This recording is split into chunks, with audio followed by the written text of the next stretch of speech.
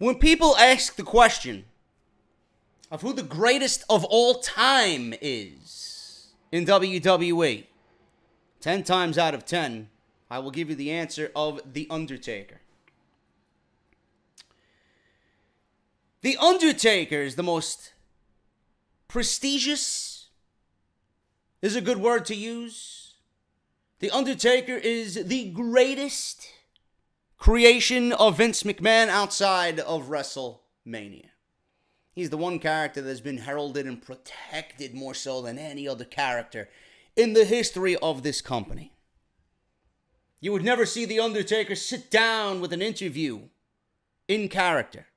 You'd never see Mark Calloway sit down, period. Because he always lived the character. Whatever Calloway did is what The Undertaker would have done, and vice versa. You never seen Mark Calloway on social media. You never seen The Undertaker really say much of anything. He was always the one with the most mysterious vibe and mysterious aura to him. When you go back to WrestleMania 25 and you look at the body of work that he and Shawn Michaels produced at that event on that night, probably the greatest match I have ever seen in WWE. I remember where I was, who I was with, and my exact reaction to everything that match did on that night.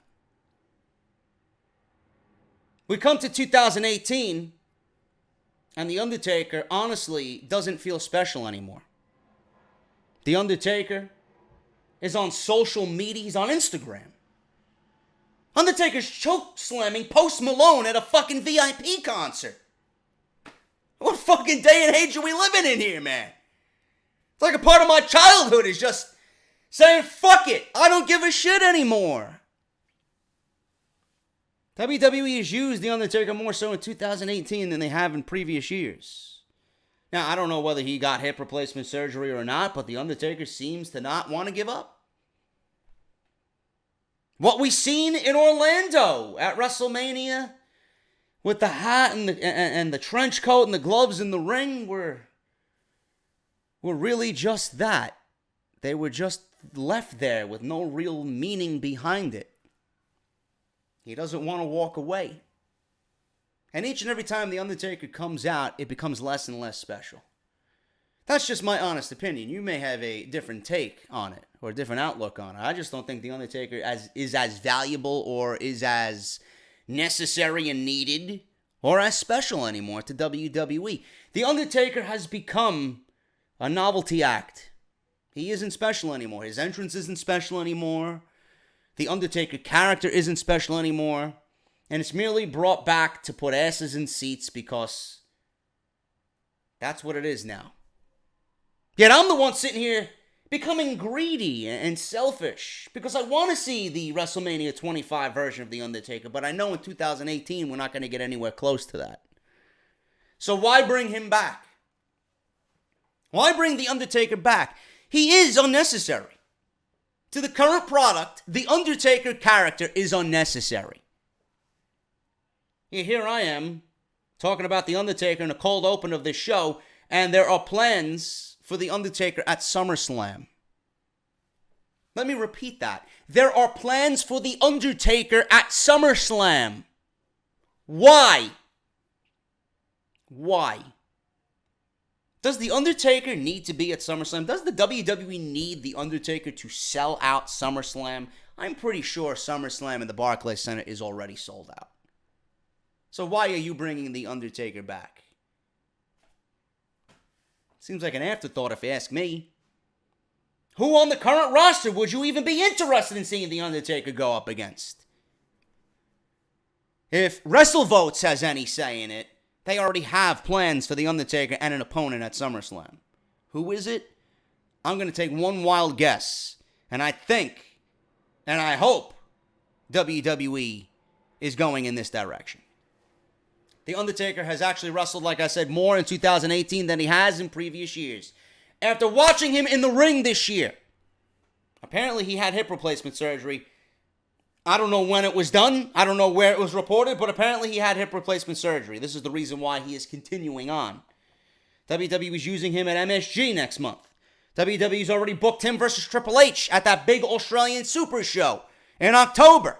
WWE has plans probably for him set up for WrestleMania next year. They used him at WrestleMania this year against John Cena, and now they're using him at SummerSlam. Who's to say they won't use him at the Survivor Series?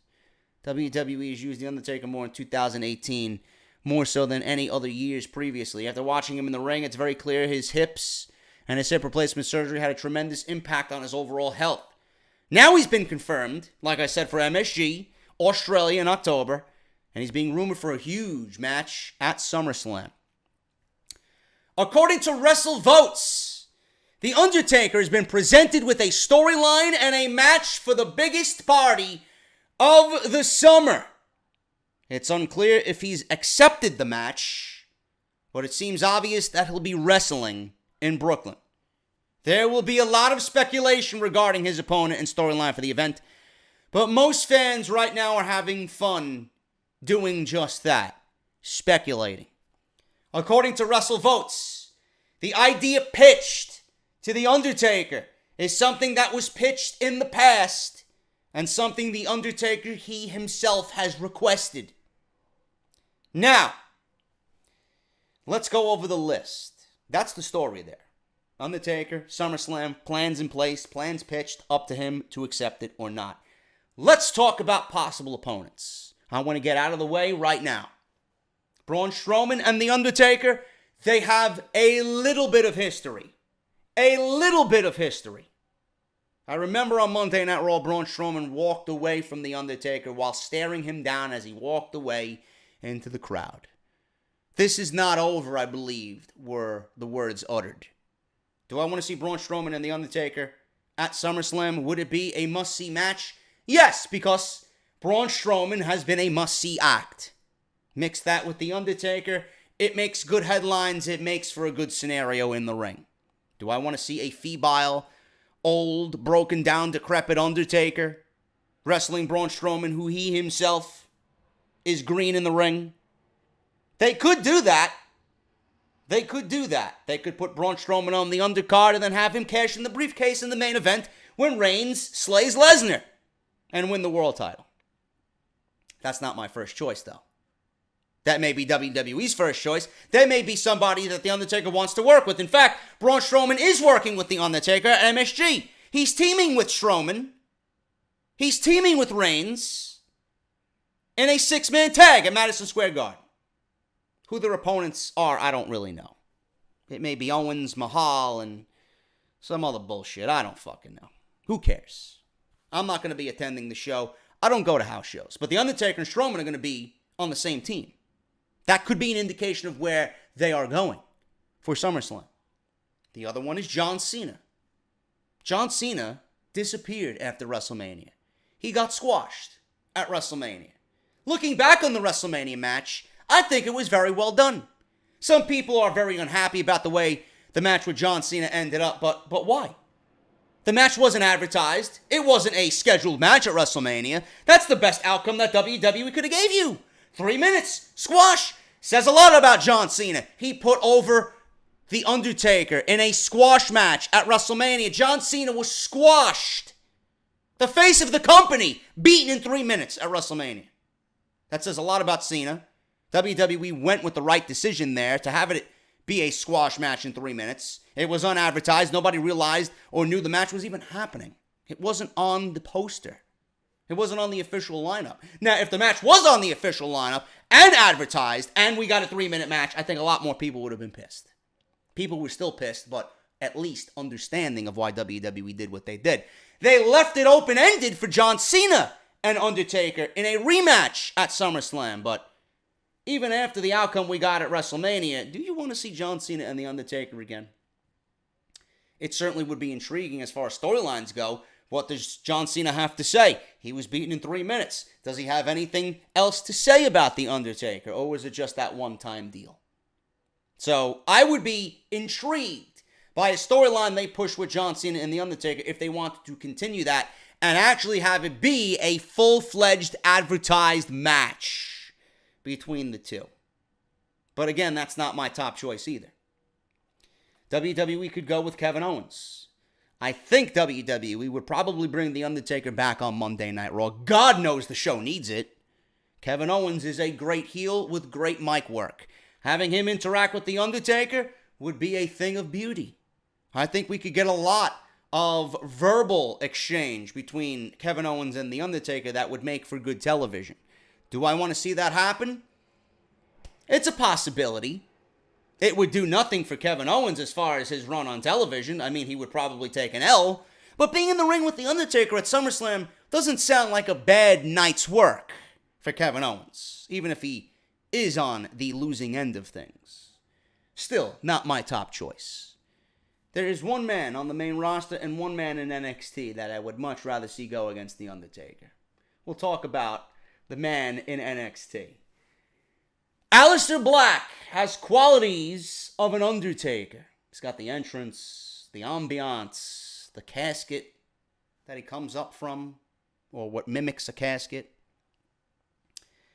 Aleister Black could be the next version of The Undertaker for WWE. They could give Aleister Black a streak at WrestleMania, depending on when he makes his main roster debut. Aleister Black in Brooklyn probably going to have his hands full with Tommaso Ciampa. God only hopes he loses the title to Ciampa on that night. We could see Aleister Black make his main roster debut after SummerSlam. What a weekend that would be for Mr. Black to lose the title to Ciampa and then fight The Undertaker on Sunday night. Could work out. Could be a proverbial passing of the torch between two black characters. I think it would be an entertaining match. I think Aleister Black could bring The Undertaker to a pretty decent match at SummerSlam. But that's not my number one choice.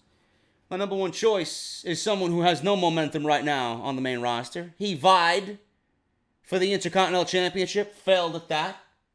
He's never gotten a rematch for the Universal Championship, and probably will not get one until the title comes off of Lesnar, and the title is a staple again on Monday Night Raw.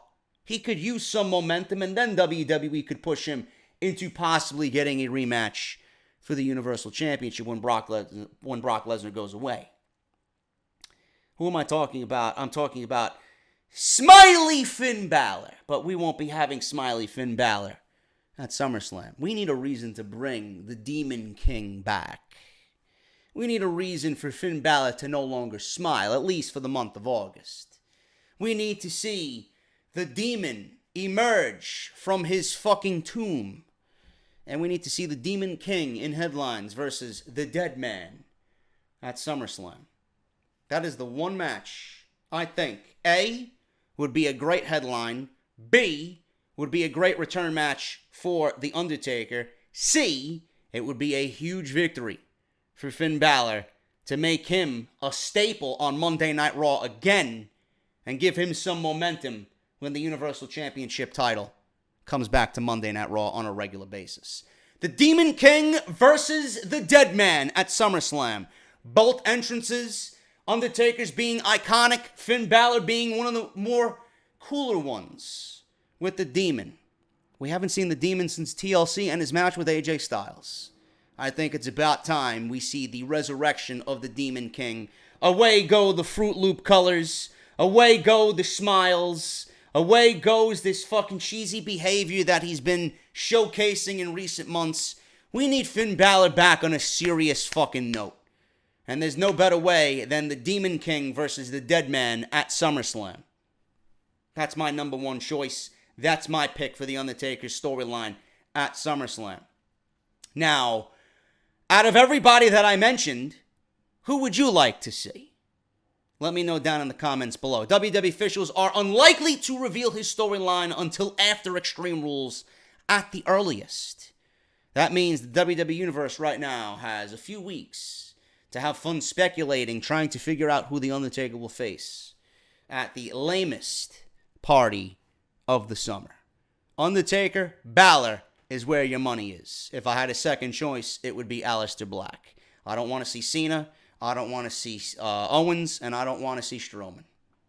I think Finn Balor offers you the biggest headline, and I think Finn Balor offers you storyline after The Undertaker is over with. Strowman's going to be in the Universal Championship picture. He may even be Universal Champion following SummerSlam. You got to go with something that's going to continue on for that guy, and that guy is Finn Balor. That's just me. If you're thinking, JD, what about passing of the torch to Braun Strowman? He's already had 2 passing of the torches for the big men. Show and Kane. We don't need one passed to Strowman from The Undertaker. To me, The Undertaker is much more so than a big man. He is well above a Show and a Kane. We don't need that happening again. The Undertaker's already passed the torch to Roman Reigns. We don't need him passing the torch, another torch, to Braun Strowman. You go with the Demon King. You go with something that is very similar to the Dead Man character. It's going to work out. It's going to make great headlines, and I think it's going to get fans excited for SummerSlam. That is my choice for The Undertaker, and this is Off the Script. Episode 227, part number 3 for your Sunday, man. Let's round out this week's news and rumors right here on Off the Script. Off this shitty fucking product by coming on here and speaking the fucking goddamn truth about this fucking filth. I can book a better show taking a fucking dump after eating my fucking Chipotle chorizo with extra cheese. I don't give a fuck what anybody has to say. Have I ever? Of course not. WWE is great, man. Fuck you, Japan, and Kenny Omega, Okada. Delete! What is it, man? Can I suck your dick? What is it, man? Well, this is the #1 fucking podcast. Right here on YouTube.com!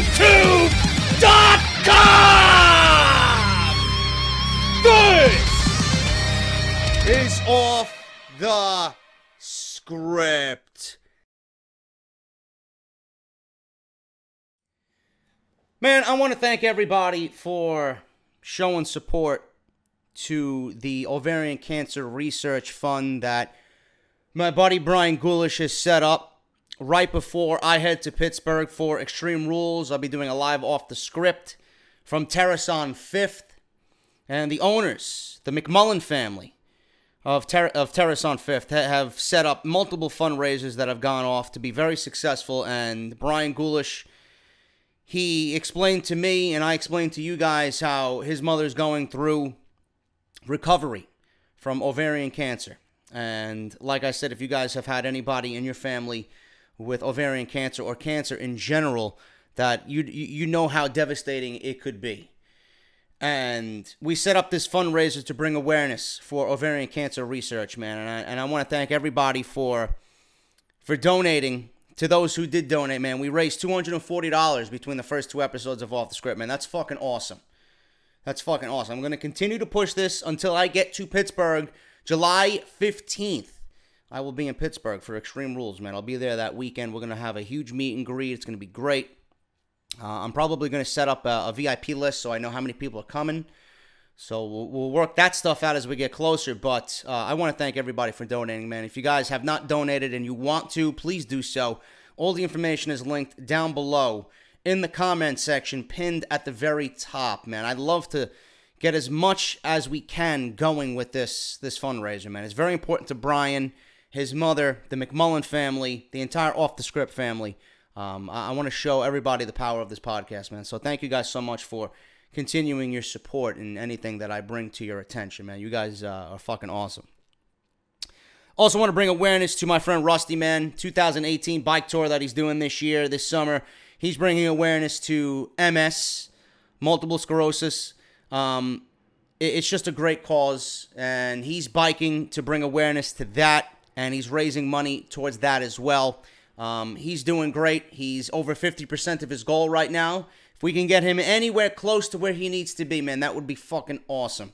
So if you guys want to continue to support Rusty and his MS Research Bike Ride 2018, man, that's going to be great as well. Everything you need is going to be linked with the fundraiser that Brian Ghoulish set up right down in the comment section, pinned at the very top, man. Take advantage of that. It's going to be in the comment section of every video I have up moving forward. So thank you guys so much for all of that, and thank you for all your continued support.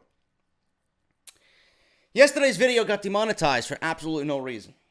Absolutely no reason, man. I went to review it, confirmed by manual review, demonetized. I don't know why. I don't know. I honestly think it's a glitch. I think it's a glitch in the system. It didn't even get past I don't even think anybody human reviewed it. There's no fucking way a human reviewed it. It was confirmed by manual review. As soon as I hit review, it was confirmed that it's going to be demonetized. I got the yellow symbol of death on my video manager page. Terrible. Anyway, hopefully we have better luck. I might be demonetized just for mentioning that the video was demonetized. Hopefully we'll have better luck with this one, man. But thank you guys for everything. We did pretty decent numbers, though it was demonetized. And when it is demonetized, it gets pushed down, and it's not pushed because there's no ads on it. So YouTube sees that it's not making any money or any traction, and it doesn't push it like it used to. So it's tough, man, when a video gets demonetized. So like I said, hopefully we'll get things right with this one. If you guys missed part 1 and part 2, both videos will be linked in the annotation that you see on the top right portion of the screen. Please go and check that out. If you missed anything, good episodes, man. So Off the Script this weekend is available for you guys. Somebody questioned me, "Oh, JD, how come you didn't talk about Vader?" Left me a comment at yesterday's video. That is how I know you are not getting my videos, because I talked about Vader in the beginning of part 1 this weekend for episode 227. It's the first thing I mentioned. So if you don't think I talked about Vader, then clearly you're not getting my podcasts, which is a shitty feeling in itself, man. But we're going to talk about a bunch of things today. Thank God I have some news. I got news on Batista. WWE has no interest in bringing Batista back. I got news on Nia Jax. She may be in hot water for a controversial tweet that she sent out that had to do with Alexa Bliss. We already talked about The Undertaker. I got backstage news and plans for Rusev. And I have news on Vince McMahon and certain things going on leading into SUMMERSLAM. So we will talk about all that stuff right here on Off the Script. One thing I want to talk about quickly, get it out of the way. The sources that I get my information from, I'm sure you guys get them from the same sources. I just compile 4 or 5 different websites, and I take the biggest stories and the most talked about stories, and I just make them, stories on Off the Script. But there was an incident that happened supposedly with Carmella and Big Cass and Vic Joseph. Now, I kind of had a feeling this was like too gossipy or too TMZ-ish or drama alert-ish.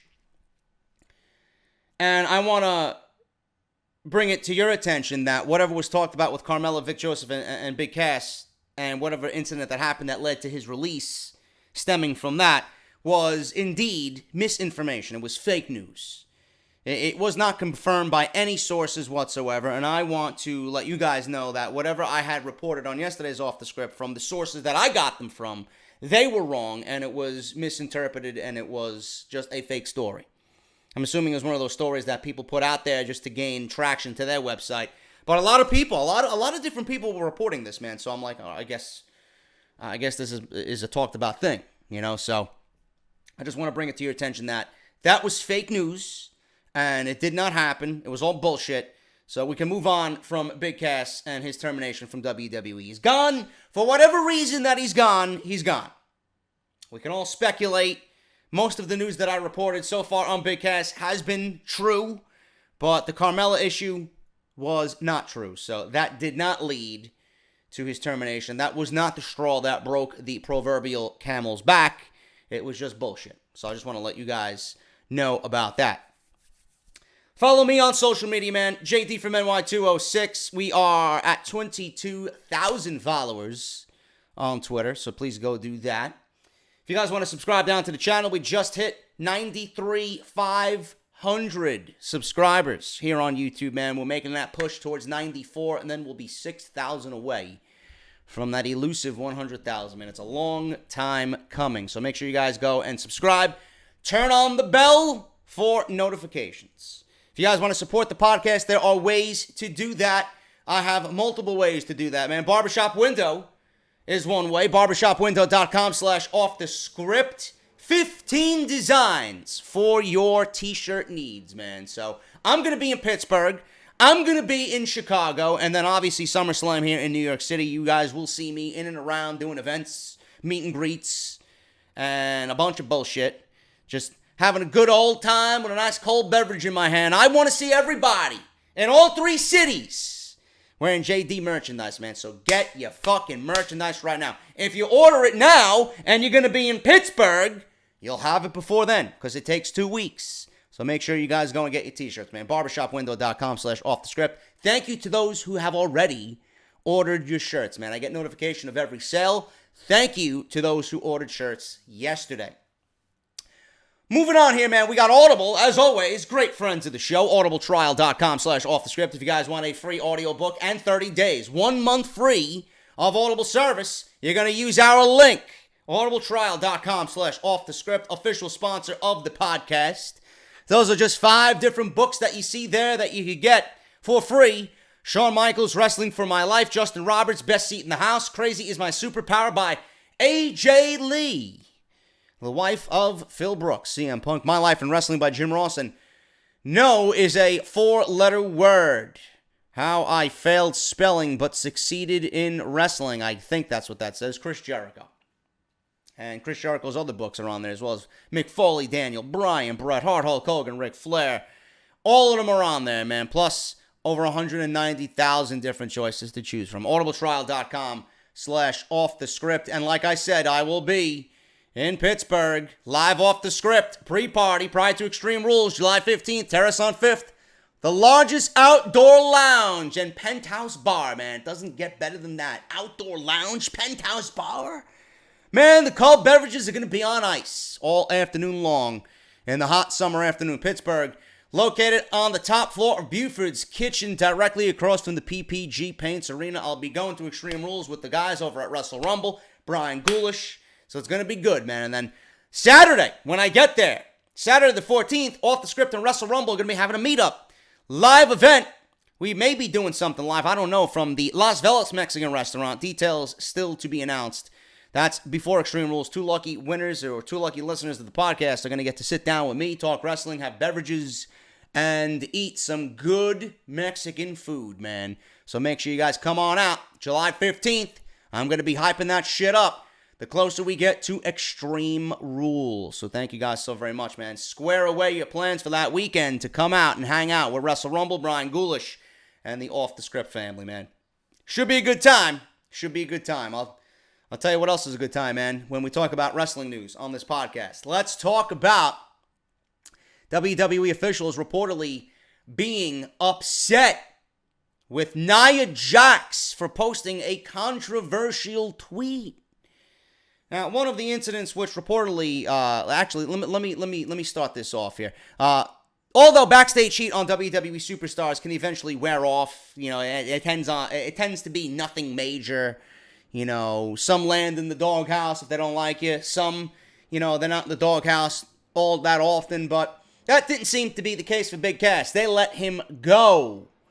One of the incidents in which he was let go, saw him receive his marching orders, was the controversial SmackDown segment with Daniel Bryan and the Daniel Bryan impersonator, when he went against Vince's direct orders after attacking him more so than Vince wanted him to.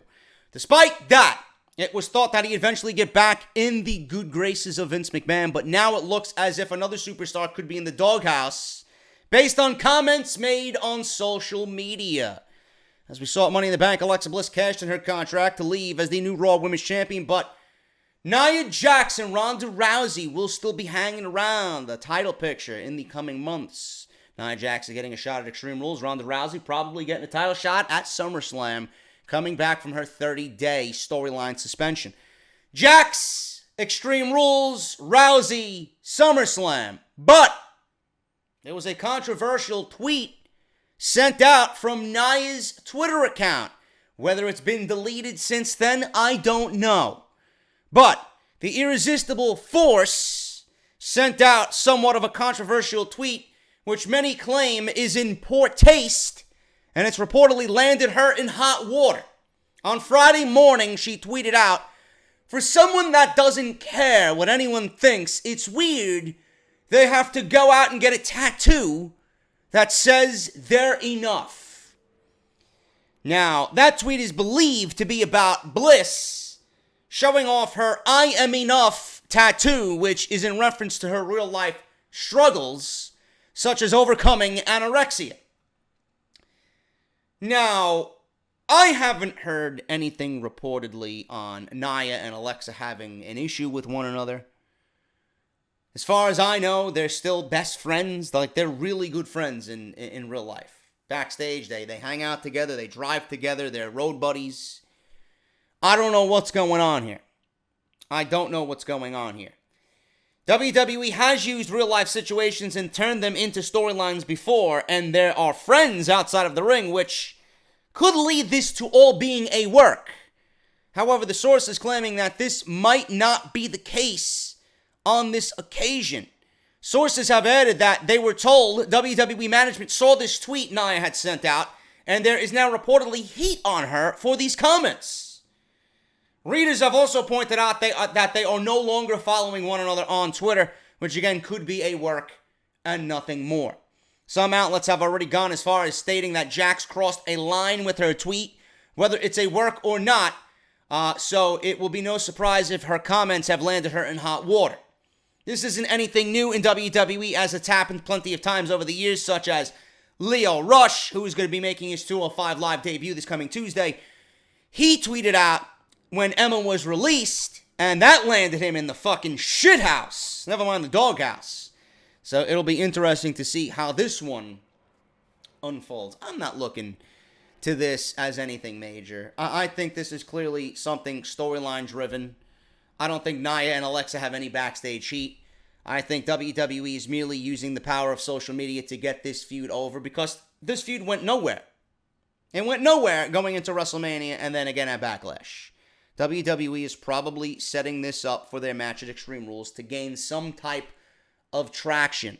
Nia Jax, per character, should be pissed at Alexa Bliss for cashing in the briefcase and ruining what was a great match with Ronda Rousey. So I'm going to just attribute this to being storyline and nothing more.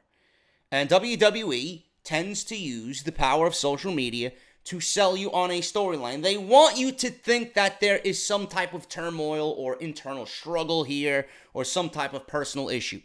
I like that, and I appreciate the fact that when WWE goes above and beyond to make it somewhat of an interesting storyline, like having them unfollow each other on social media. You know? Nia is supposed to hate Alexa Bliss. Alexa Bliss is supposed to hate Nia Jax. Why would you be following each other on social media? Little details like that, man. Attention to detail. I like that. The fact that she's making fun of her tattoo, you know, could be, again, storyline driven. Who knows, man? You know? Oh, poor Bliss is going through struggles. Nia Jax is going through the struggle now. She just lost the title. So they're trying to amp that up.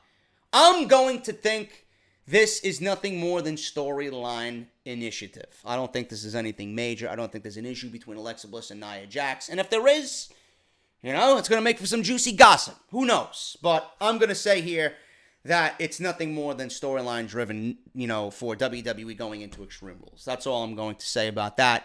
But it's interesting that WWE officials are supposedly putting Nia in the doghouse. Now, everybody might not be aware of what's going on. Some people, you know, it's not out of the realm of possibility that people aren't filled in on what's going on. There'll be some people in WWE that have no idea what's going on or what the storyline direction is going to be. They may see this and they might not be on the same page as everybody else. So when they see that and they're not filled in on the information, of course they're going to say, oh, Nia's getting put in the doghouse. This is bullshit. This is wrong. But meanwhile, the more important people who are in charge of this storyline, they're in the know. It's nothing more than that, yet these people have yet to be filled in.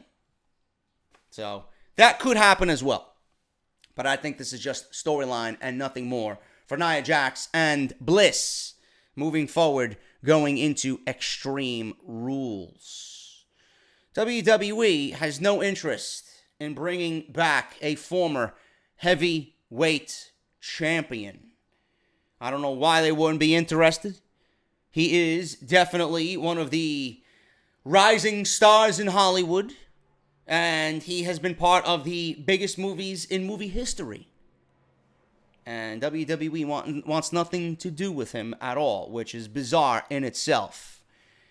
Now, in 2018, if 2018 is proving to be one where returns and arrivals are a big talking point, with the surprising release of Big Cass this past Tuesday falling right in the middle, in terms of incomings, WWE's activity on their website and Xavier Woods' Up, Down, Down channel has many thinking the company could snatch the world's best away from New Japan Pro Wrestling in the form of Kenny Omega and the Young Bucks. A tactic that WWE almost never deploys. The Young Bucks and Kenny Omega have been featured a lot more with their New Japan Pro Wrestling contracts expiring in 2019 January. In regards to comebacks, Randy Orton looks to be coming back to SummerSlam, as right now he's in Birmingham, Alabama, going through rehab, and he should be back in July to set up something for him possibly at SummerSlam after Extreme Rules. Dean Ambrose, we reported, is down in Birmingham, Alabama. Some reports have seen him at the Performance Center, just getting ready to come back, and he should be back around the same time as Randy Orton. Then we have Rey Mysterio. Rey Mysterio has been talked about by signing a 3-year deal with the WWE somewhere around October. That has not been confirmed yet, but they are talking for a 3-year deal. However, there's one name that has been very vocal about coming back to the WWE, but the company has shown no interest up until this point. Mike Johnson this past weekend again has revealed that right now, the company, out of all the names being mentioned to come back, Orton, Mysterio, Ambrose, WWE has no interest in bringing back Batista to the company, and they don't seem very interested in making anything happen storyline-wise for Batista. Following WrestleMania 34, the Animal revealed that he was asked to be Ronda Rousey's partner, a role many believe was initially offered to The Rock, following what unfolded at WrestleMania 31. Batista revealed he accepted the role, and after he explained that he wanted to plant the seeds for a final run in WWE against Triple H at WrestleMania 35, things seemed to go south. He claimed in an interview that while it seemed a possibility at the time, the company stopped returning his calls. He said, and I quote, "I sent texts to Hunter. I was like, hey man, I don't know if you put any more thought into what's going on. I'm really excited about the possibilities. And I literally never heard back from them. They just stopped talking to me about it." End quote. Batista is eager to right the wrong that was done in his previous run. He didn't do anything wrong. Batista didn't do anything wrong, and this is well documented. WWE pushed him as a babyface when he should have came back as a heel, and WWE brought him back in one of the worst times that they could bring anybody back. He was in the middle of the Daniel Bryan Yes movement. Nobody thought it was going to go over like it did. Nobody. WWE brought him back, and Batista was a victim of being in the wrong place at the wrong time. He came back. He was promised World Championship gold. Never given World Championship gold. Their priority became Daniel Bryan. They put over the Shield, and then that was it. It was over for Batista, and we haven't seen him since. He has always remained adamant about wanting to retire in 2019 with or without one final run in WWE. Fans want Batista back. Fans want to see Batista back in the WWE, and Triple H is the perfect opponent for him to go out and retire with. However, with WWE not showing any interest in Batista or prioritizing return for him, many fans have come to terms that Batista could be done with professional wrestling. I want to see him back. You know, one of my all-time favorite entrances, it's very underrated, is Batista's, man. You know, the machine gun entrance, I love that shit. You know, but Batista coming back, man, I'd love to see Batista come back as a heel. I would love to see it. When Batista came back during that WrestleMania 30 run, when he was in WWE before that, we last seen him, I believe his last feud was with John Cena, and the last image I know of Batista was him in a wheelchair. He played that Hollywood Batista role. We didn't get enough of that. That's how we should have came back in the run at WrestleMania 30. We needed to see Hollywood heel Batista. We didn't get that. I want to see Hollywood heel Batista come back, man. I thought that was his best work. Just like Hollywood Rock. Hollywood Rock is my favorite version of The Rock. Hollywood Batista would be fucking great.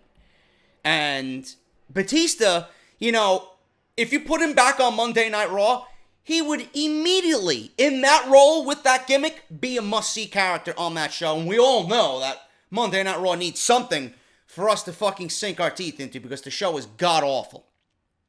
Batista coming back, I would love it. Why don't they bring him back? The one reason I think, and this may be a little bit too conspiracy theory-ish, I think the reason why they don't bring him back is because Batista found success outside the WWE, and he didn't need WWE to get where he is today. And, you know, sour grapes by WWE, let me get them a Johnson & Johnson fucking tissue. You know, they didn't have anything to do with Batista getting his major roles in Hollywood. It's always been jealousy. WWE had no hand in making this character. We'll fucking kill it. Coming up from NXT. We'll just keep him in catering. We didn't have any issue giving this guy a run and helping his run in Hollywood. Fuck him. I think it's sheer jealousy on WWE's part. Meanwhile, there could be money made with Batista. And that's the most important thing to Vince McMahon and WWE, right? If you don't find any value in Batista, if you can't find any money-making potential in Batista, then you're a fucking idiot. Batista would be great. Plus, you know, it's mainstream attention. And we all know how Vince McMahon loves mainstream attention. Big bad Hollywood actor Batista wrestling in the WWE for a final run. This is a guy that wants to give you himself. He don't want to do just live television. He don't want to come back for 2-3 months. He wants to do the entire year. That means house shows and live television and every pay-per-view in between. If they don't want that when he willingly wants to do that, then there's something wrong with WWE and not Batista. That's a missed opportunity right there, man. I can't believe that for 1 second, how stupid that they could be. Batista don't want to be shorthanded. He wants to rectify what was wrong. WWE clearly doesn't want anything to do with Batista. If they have wanted something to do with Batista, or they want to do something with Batista, they would have brought him back at WrestleMania. And I don't see why WWE will not bring him back. I would be, you know, out of everybody that's ready, I would actually take a Batista over a Rey Mysterio, to be honest with you. You know, I don't think Rey to me, he's great in spurts. But having Rey on the program weekly, every single week, not really going to do anything for me, man. He's got that underdog babyface mentality. You know, we have so many of that right now. We got Daniel Bryan, we got Johnny Gargano, Rey Mysterio. Doesn't really interest me. Hollywood Batista is what interests me, man. I would love to see that. We don't have enough good heels on the roster. I think Hollywood Batista would be a great fucking addition as a heel to WWE, but they don't want him. They don't want him. We have a update here on Rusev. There is backstage plans for Rusev and the WWE Championship. Plans for the Championship of Rusev revealed. Now, according to Brad Shepard, who's been speaking on the Backstage with WWE podcast, Rusev's win was apparently more important to his fans than WWE management. The win I'm talking about is his win in the Gauntlet match on SmackDown Live. He gave The Miz the accolade. He made The Miz tap out. Rusev's getting a WWE Championship match at Extreme Rules against AJ Styles. In fact, he's only getting this opportunity at AJ Styles to be a placeholder for him until SummerSlam. He will not be winning the WWE Championship next month. He's not going to win, but it's a nice little thing to do. It's something different and gives the fans who like Rusev something important, at least for the month, says Shepard, per Ringside News. He continues on, so it's a cool little moment for them, and they're going to do it. It's going to be fine. It should be fun. It's different. It's not AJ versus Nakamura again, because we are all tired of that, end quote.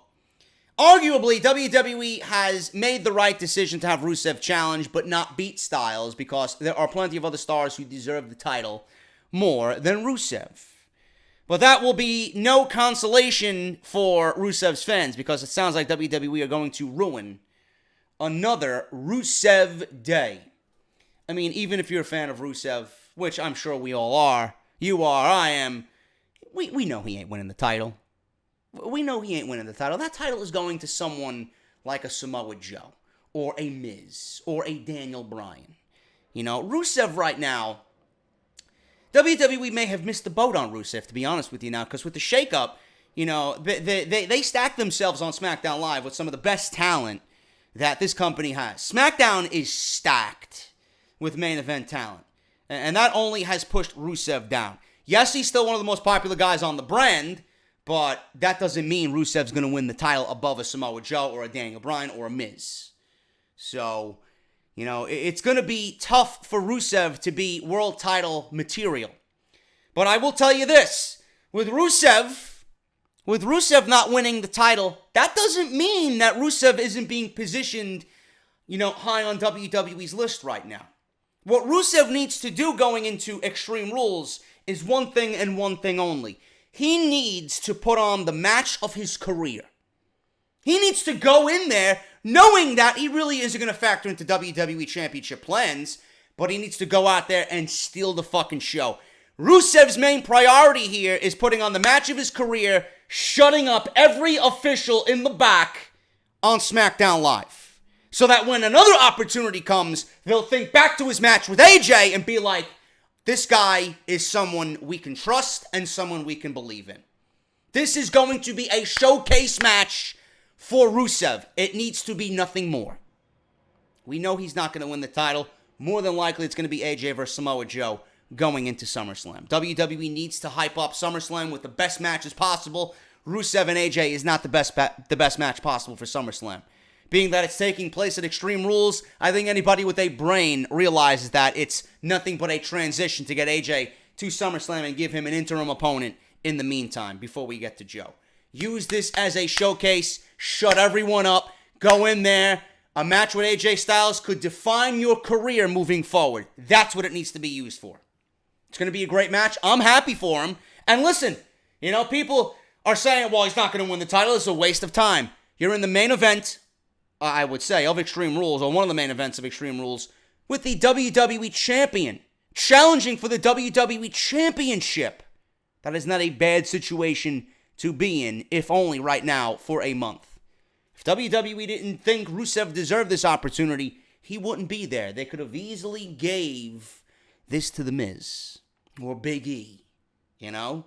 Being that it's Rusev, WWE Championship match against AJ Styles, I look at that as a big deal. And this could very well be the best match of Rusev's life at Extreme Rules. So I'm looking forward to having him go in there and kick some fucking ass, man. Moving on here, man. I have a story here on Shinsuke Nakamura, and I seem to have lost it in my notes. There were reports of WWE, you know, being worried because one of their major stars has a contract expiration coming up. And I'm not talking about Daniel Bryan. We all know Daniel Bryan's situation. Shinsuke Nakamura has been one of the leading stars in WWE since making his return to the main roster in 2018. Or 17, rather. Being called up from NXT.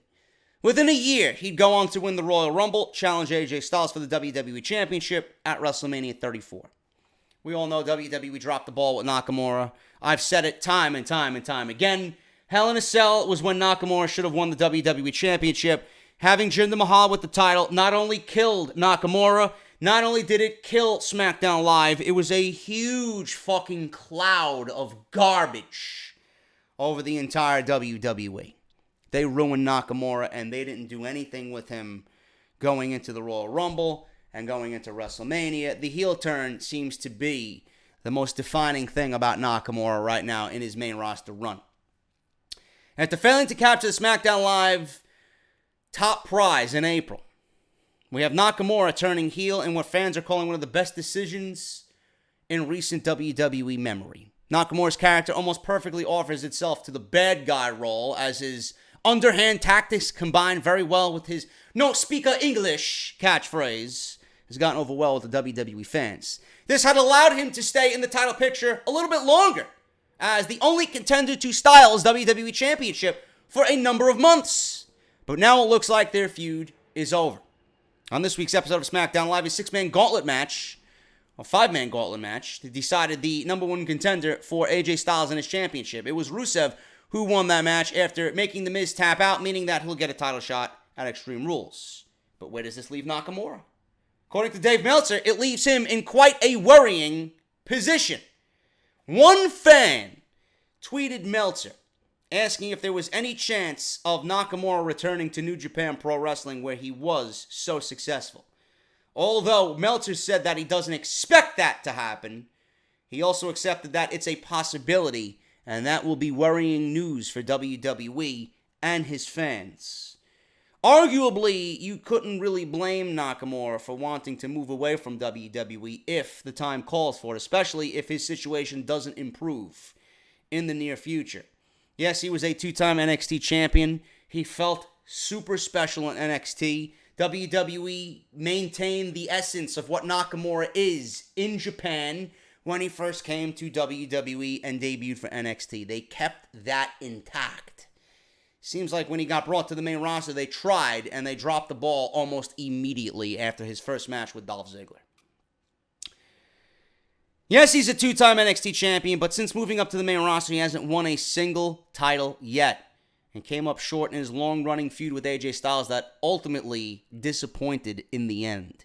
For a man that won multiple titles in Japan, being underutilized and underused like this simply isn't good enough. But only time will tell if he's actually contemplating a move away from WWE.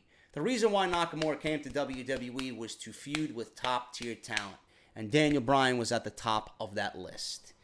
I personally do not think that Nakamura is going to go anywhere. I think when the time is right, WWE is at a point right now where the independent wrestling scene is so hot that they are not going to let anyone leave their grasp. They have all this money coming in. If Nakamura's contract is coming up, he may actually be in line for a raise just based on not what he's done on television, but the fact that the industry around WWE is getting so popular again. And they don't want anybody within their walls to step outside the walls and go make a name for themselves and give another promotion this big hype or this attention. So Nakamura may be in line for a raise, but is Nakamura someone that's going to take the money over what he could possibly do in the wrestling business? Also, family. We don't know where Nakamura's family is. If his family is overseas or if his family is in America with him. Maybe family is going to be important to him and he wants to move closer to his family and work for a rival promotion that gives him access to his family a lot easier than working the WWE schedule. We don't know. We don't know. As far as the business goes, WWE is going to do everything in their power to keep Nakamura. It's going to be up to him. Does he want the money or does he want the wrestling fame and to be closer to his family if his family is indeed overseas? Nakamura right now, how old is he? 35, 36 years old? I don't know how often or how long he could wrestle that type of style over in Japan. Or even if he wants to wrestle that type of style in Japan. Maybe he enjoys working the WWE slower, safer style. We don't know. Again, it's going to be on him. But I know for a fact that WWE is going to throw whatever type of money they have at him to keep him away from New Japan. And who knows what New Japan is going to look like in January. Who knows? Kenny Omega, Matt and Nick Jackson, they all could be coming over this way, which also may sway Nakamura's decision to not leave and stay with the WWE. Only time will tell, man. This is something that people are talking about right now because this contract's coming up, but only time will tell in January when his contract is up how Nakamura is going to sway his decision. If I'm WWE, I'm giving this guy whatever he wants. So this could be, in the end, something very beneficial for Shinsuke Nakamura. I honestly think that is all I have, man, for news. There really isn't anything else as far as news goes. I think I've covered all my bases for the week. And whatever stories that I have, I will definitely compile and give you a little off-the-script extra during the week. It's going to be a very busy week here. It's going to be a very busy week, man. It's going to be a busy Monday and Tuesday for me. WWE apparently released the entire first round, meaning whatever was taped at the Download Festival when NXT toured Europe. So the entire first round of the UK tournament is on their YouTube channel right now. Tonight, I'm going to watch that. I'm going to take notes. I'm going to compile notes because tomorrow, streaming on the WWE Network from the Royal Albert Hall, is the second round of the UK Championship Tournament. The entire first round tournament is on their YouTube channel. The entirety of the tournament will conclude tomorrow afternoon before Monday Night Raw on the WWE Network. I will be watching and taking notes and reviewing. And I hope to have a review up before Monday Night Raw, depending how long the show goes. I don't know if it's 2 hours, 3 hours, I don't know. But I'm going to try and get some recording done for that. Then on Tuesday, we have the finals of the UK tournament, which will be Pete Dunne and whomever wins the tournament. Plus, NXT is invading Royal Albert Hall. It's almost as if it's a takeover on a Tuesday afternoon. So I got the UK tournament Monday and Tuesday, Raw and SmackDown Monday and Tuesday night, NXT on Wednesday night as we got the new set of tapings to see where they're going towards Brooklyn. It's going to be a very busy week. Plus all the news and rumors intertwined during the week, during all these shows. I got a lot of stuff coming for you guys, so I think I'm going to end it here. I'm going to upload this. I'm going to relax for the rest of my Sunday, be refreshed with a fresh head tomorrow for the UK tournament, and it should be good, man. So if you guys are worried about this episode of Off the Script being short, there's plenty coming this week, so do not fret, do not worry. I got more coming this week, man. Thank you guys so much for everything. Please go out and support the Ovarian Cancer Research Fund that Brian Gulish had set up. Please go and support my friend Rusty with his Bike Tour 2018 for MS. Those things will be linked in the comment section down below. Please support wherever you can. Follow me on Twitter at JDFROMNY206. Hit that subscribe button down below. Turn on that bell for notifications. If you guys want to support the podcast, remember, barbershopwindow.com/offthescript for your t-shirts. I want to see each and every one of you wearing a fucking t-shirt when you come see me, man. So get your t-shirts today. You will get them before Pittsburgh.